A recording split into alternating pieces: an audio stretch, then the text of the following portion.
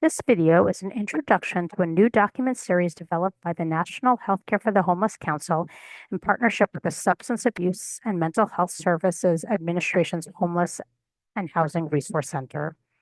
The documents are meant for use by all types of service providers and provide information and actionable ways to support people who are moving from one setting to another.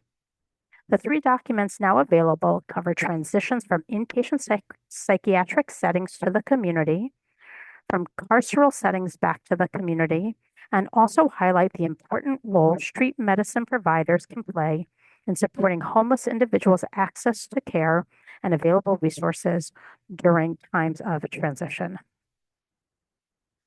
Transitions of care refer to the time period following a move from one setting to another. Typically, this transition is from a more structured or resource-intensive setting, such as a hospital, to a community setting, in this case, perhaps a shelter setting or other unsheltered situation. However, these moves can be bidirectional, and people may make several moves from the community to a setting such as a hospital or carceral setting over a short period of time. The time frame for a transition can be variable and is dependent on the amount of time it takes a person to access resources, address medical and behavioral health needs, and stabilize. This time frame can range from several weeks to months. People with behavioral health conditions such as mental health or substance use diagnoses may face additional challenges with gaining stability in transitional periods. There are many factors that can impact transitions: the availability of needed resources in the community, coordination between entities such as hospitals, medical respite, shelters, and outpatient behavioral health and primary care providers, eligibility requirements, for example, for a particular program or for insurance, and an individual's comfort and interest in support options.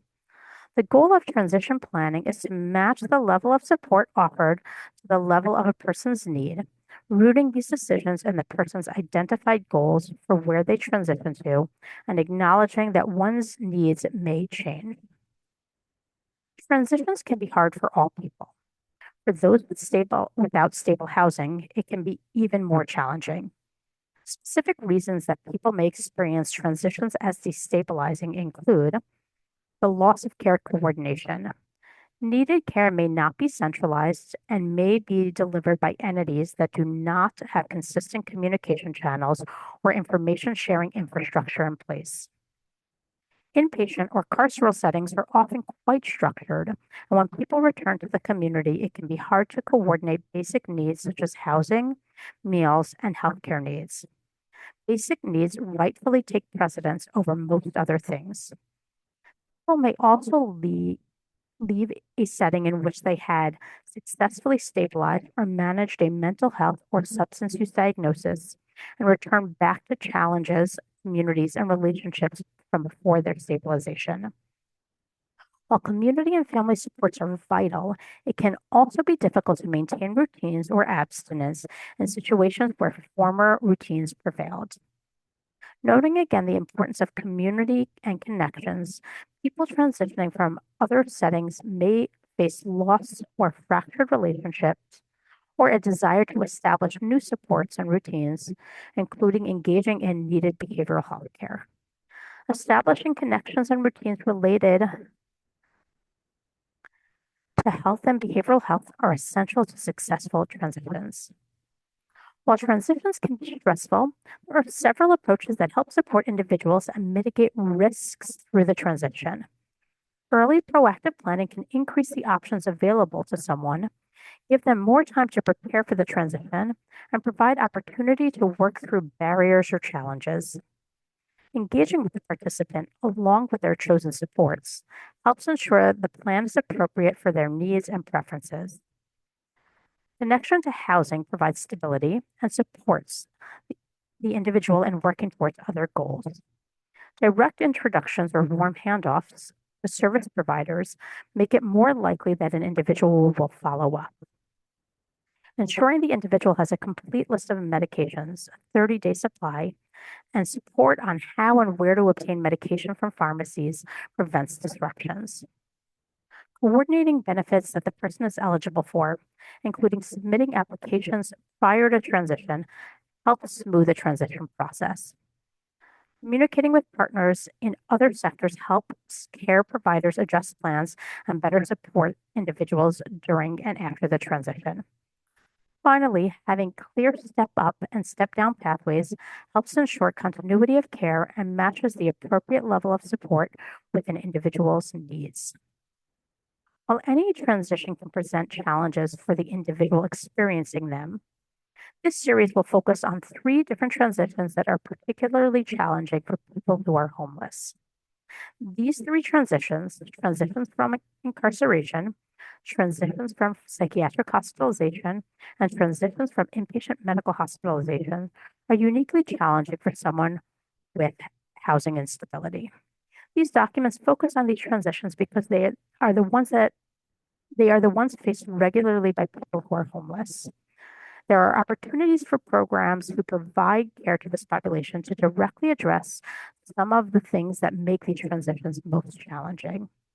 For someone experiencing one or multiple of these transitions, they are transitioning from access to regular food, shelter, and medication, transitioning away from care coordination into often siloed, community-based care where they must go to multiple places to receive the same services, and re-entering a community that may have changed or with different skills than they previously had.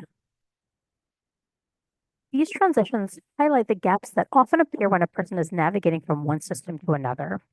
Whether it be from a carceral or healthcare setting, transitioning back into the community where healthcare, housing, and social services or siloed services require a greater level of care coordination. However, not every community has access to services or programs serving the people facing these transitions. Even in these instances, communities and care systems can take a few steps to begin the process of improving care at this critical junction. There is an opportunity for all systems to engage in a community self-assessment that is designed to map the resources currently available and identify gaps that could present challenges to a person who is homeless. There's an opportunity to explore and develop partnerships between the organizations that provide the services that people frequent or will likely need to begin accessing upon re-entering into the community. And there's an opportunity to engage in peer-to-peer learning to identify ways in which there can be community advocacy to address the gaps between systems. Supporting transitions of care from institutions toolkit is now available on the Homeless and Housing Resource Center website through this hyperlink. You can put this resource into action by sharing the toolkit as a whole or as an individual issue briefs, by identifying opportunities to improve continuity of care during transitions within your community, and by collaborating with community partners to implement change. Thank you for participating in this microlearning. We invite you to explore the HHRC website for additional training and resource opportunities.